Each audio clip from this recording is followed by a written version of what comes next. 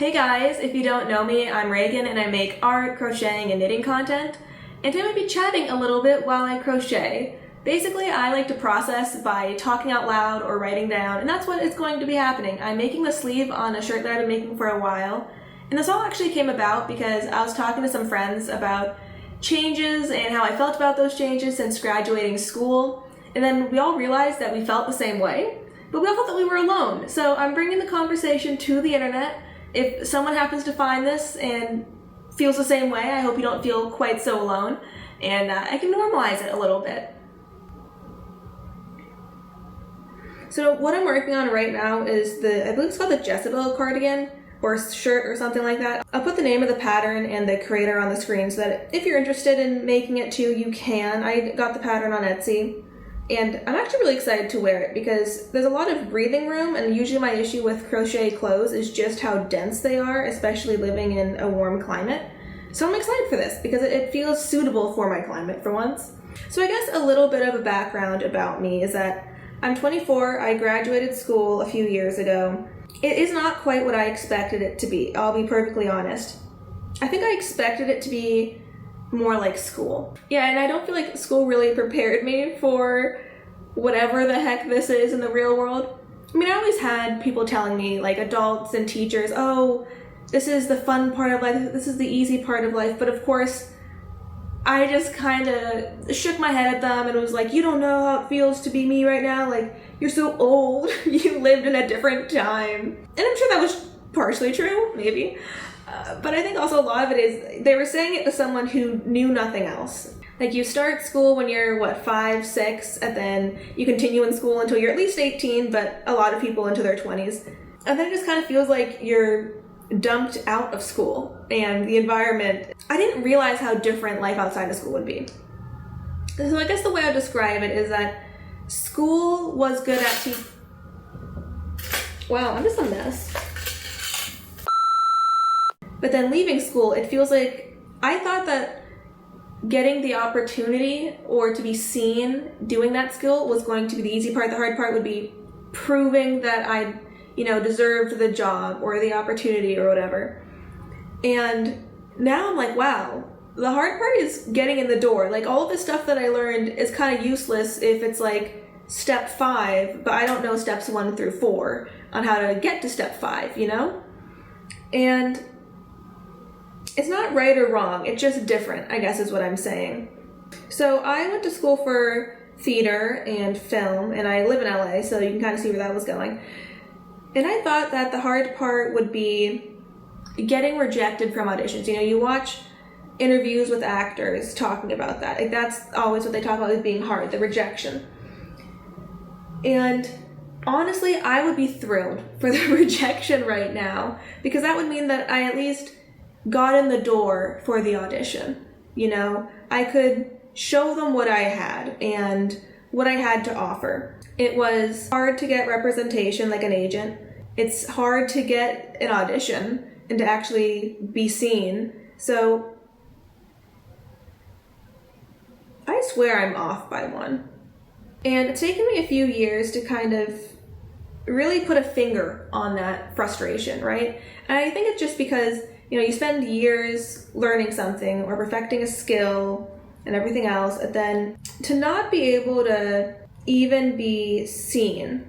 And it's not just in acting or film. I think it's just in everything, because life isn't quite as simple and straightforward as it was, where, okay, you're in school, you have a major, you have a path to get your degree and what classes you need. In those classes, you are told what books to get, what assignments, what you're going to learn, and what the rubric is that you're being graded on. So you're kind of given everything that you need to know where you're going, if that makes sense, and now you just have to do the action.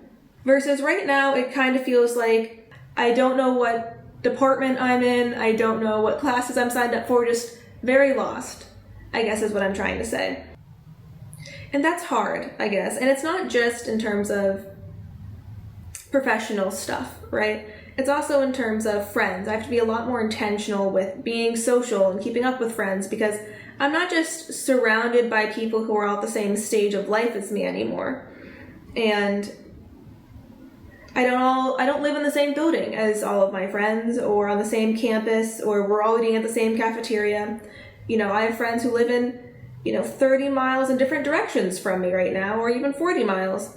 And so there's a lot more care that has to go into planning and maintaining those friendships. And it's really easy to become a hermit unintentionally, I guess.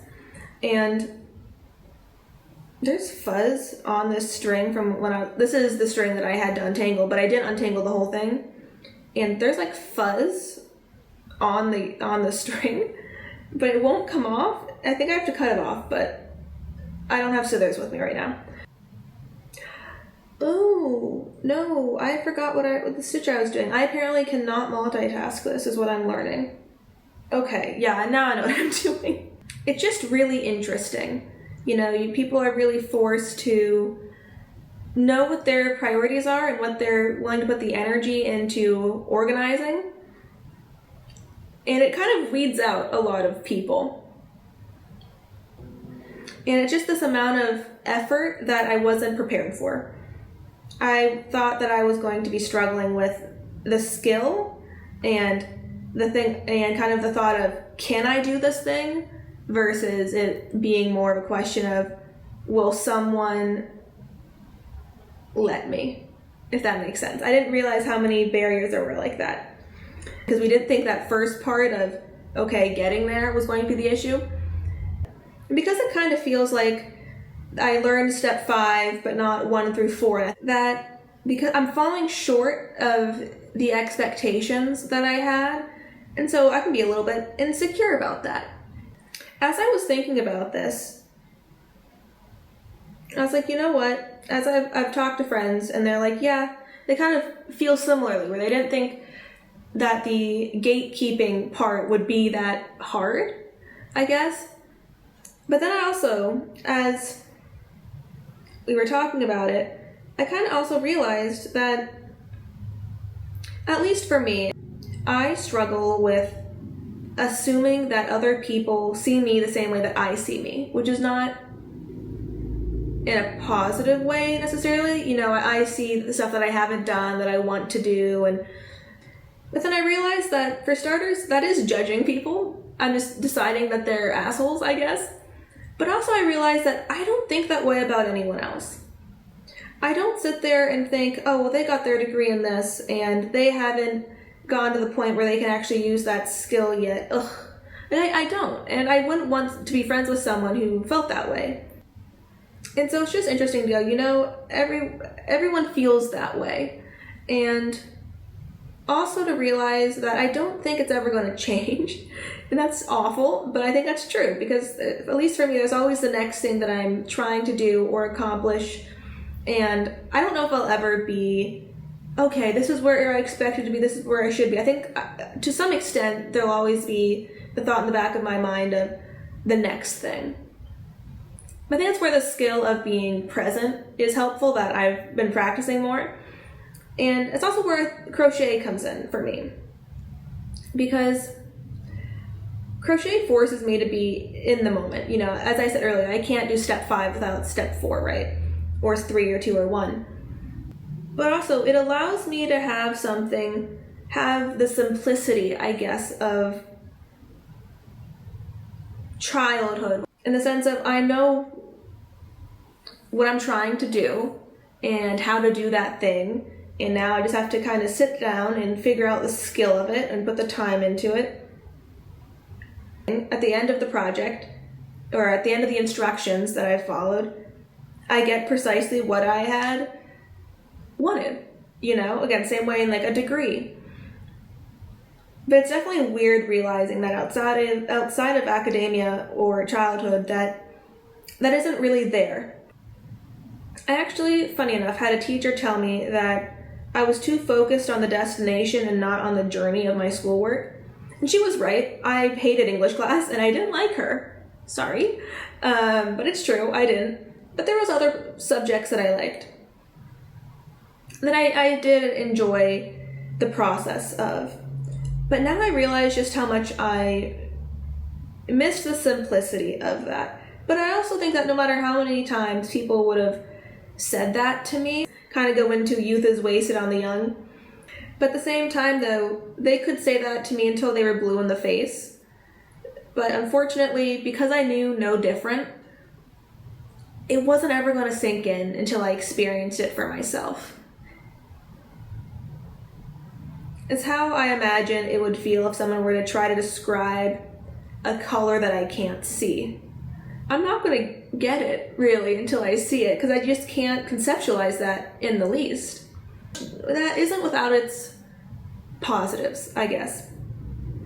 I found that the superficial type friendships or relationships aren't there as much anymore because of the amount of effort that it takes to maintain. So, like, because you have to actively go out of your way to go, hey, do you want to hang out and do XYZ? Hey, I haven't talked to you in a while. Do you want to do something? It really kind of weeds out the people who I might have spent time with in school, because it sounds terrible, but because they were there. And I didn't realize it at the time, and what we shared was the situation. But now that really isn't there. And so the people in my life that I do have, I feel more connected to than before. And I also value those, it sounds also terrible, but I also value those people more. And when I do get the opportunity to put skills into use, I am a lot more excited about it because that's what all the work was for.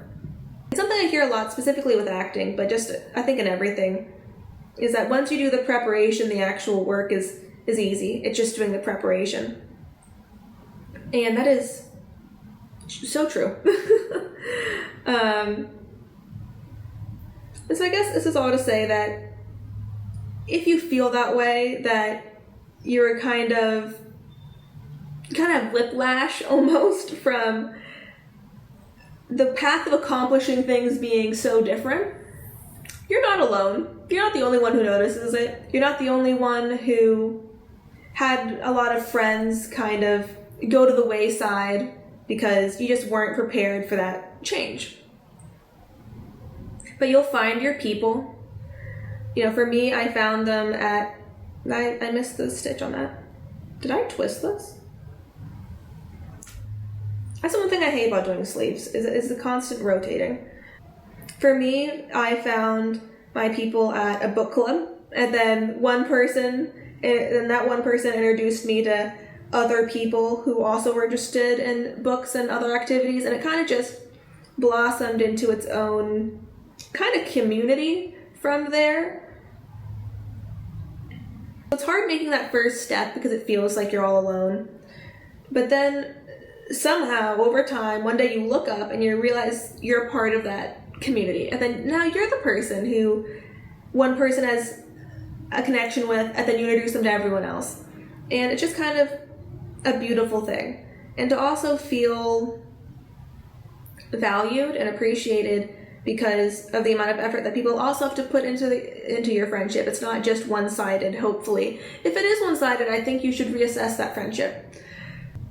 I'm kind of curious to see what else I kind of learned that I'll look back on this time and go like, oh, I didn't get it.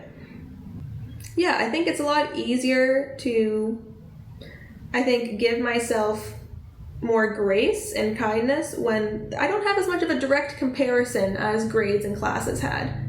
Of, oh, that person's in algebra 2, but I'm in pre-algebra, if we're the same age. There isn't really any of that because what you're doing is so different from everyone around you, and you're putting so much effort into it that you don't really have time to think about other people and what they're doing or not doing, and that is kind of nice because, at least for me, I know some people don't feel this way.